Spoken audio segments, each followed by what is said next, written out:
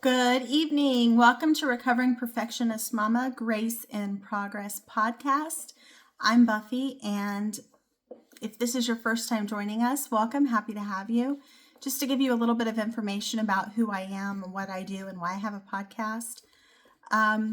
So I am a women's lifestyle creator on TikTok, Instagram, and YouTube, talking about topics such as marriage, children, mental health, as well as fitness and nutrition, biohacking, other topics, cycle syncing, mindset, self-empowerment, self-improvement. Ultimately, I like to learn information to make people's lives easier, including my own, and implement those topics that mean a lot to me, and then ultimately allow me to level up.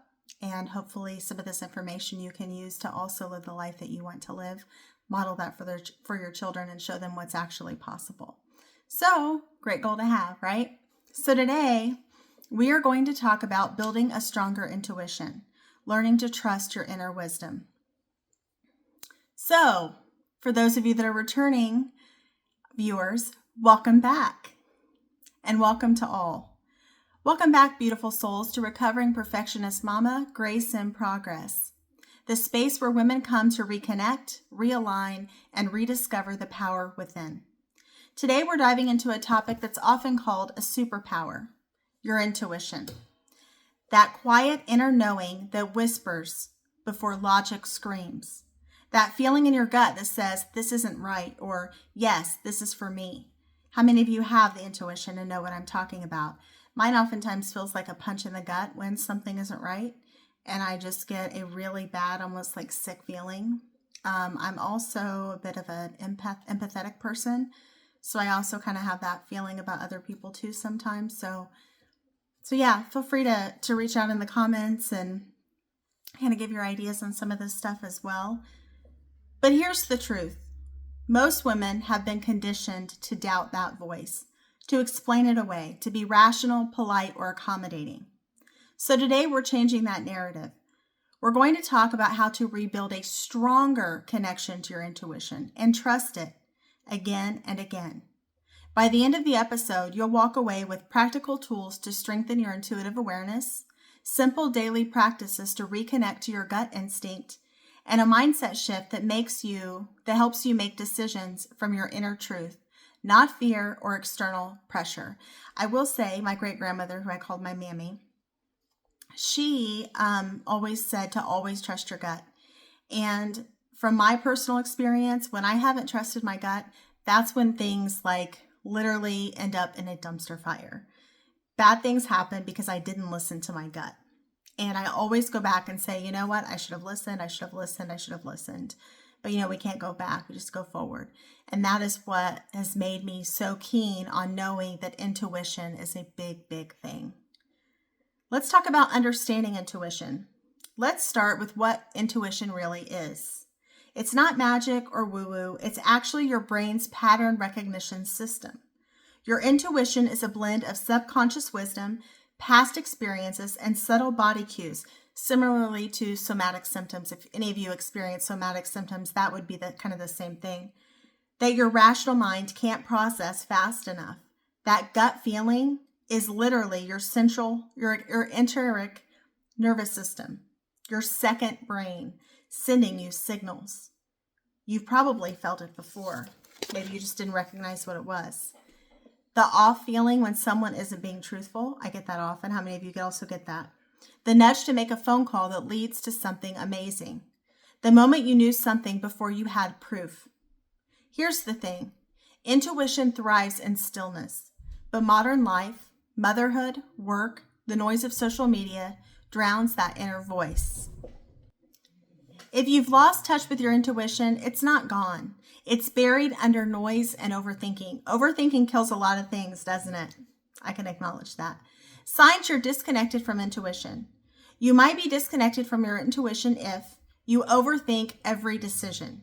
You constantly seek validation or reassurance from others. You feel anxious even after making a logical choice. You ignore your body's signals, tension, fatigue, or tightness when something feels off. You struggle to hear your own voice beneath others' opinions. The good news? These are signs of noise, not weakness. Your intuition is still there, waiting for you to tune back in. Let's move into how to rebuild this connection. Exercise 1, the 5-minute gut check. Each morning before you pick up your phone, place a hand on your chest and one on your stomach. Take 3 deep breaths. Ask yourself, what do I need most today? Where do I feel calm or tense in my body? Your body often answers before your mind does. Exercise 2, the yes-no practice. Throughout the day, practice asking your body yes or no questions. Do I want to go to this event? Notice your body's reaction. Does it feel open and expansive or tight and heavy? That's your intuition speaking through sensation. Exercise 3, journaling with intuition. Ask, what is my inner voice trying to tell me? What am I afraid to admit I already know? Then write stream of consciousness for 5 minutes. No censoring, no editing. You'll be amazed what shows up. Exercise 4, the intuitive decision audit. Think about one decision you regret and one that worked out beautifully. Reflect on the signals your intuition gave before each one. You'll start to recognize your unique intuitive language. Exercise 5, the stillness ritual. Spend 10 minutes each evening in quiet, no phone, no podcast, no scrolling. Just sit with yourself. Stillness sharpens intuitive clarity. Next, let's talk about the science of gut feelings. Our gut is packed with over 100 million neurons, forming what scientists call the enteric nervous system. It's connected to the brain through the vagus nerve. I do have a video on the vagus nerve here. A direct line between your thoughts and your gut sensations. When your gut microbiome is balanced, your intuition is clearer. When it's disrupted by stress, processed foods, or sleep deprivation, your inner signals can get foggy. So, tending to your gut health is also tending to your intuition. Foods rich in fiber, probiotics, and omega-3s like yogurt, sauerkraut, salmon, and leafy greens help keep that mind-body link strong. Next, let's talk about strengthening intuition through trust. Here's the truth. Intuition isn't built through perfection. It's built through trust. Every time you act on that inner nudge and it leads to something good, your brain learns this voice is safe to follow. But when you ignore it and regret it later, which I've often done, that's not failure. That's evidence. Evidence that your intuition was right. So instead of shaming yourself, celebrate it. Say, I heard you, and next time I'll listen sooner. So, closing. The intuitive reconnection meditation. Let's end with a short exercise you can do right now. Close your eyes. Take a deep breath in through your nose and out through your mouth. Visualize a small golden light in your stomach, your intuition, glowing brighter with each breath. Ask silently, what truth am I avoiding?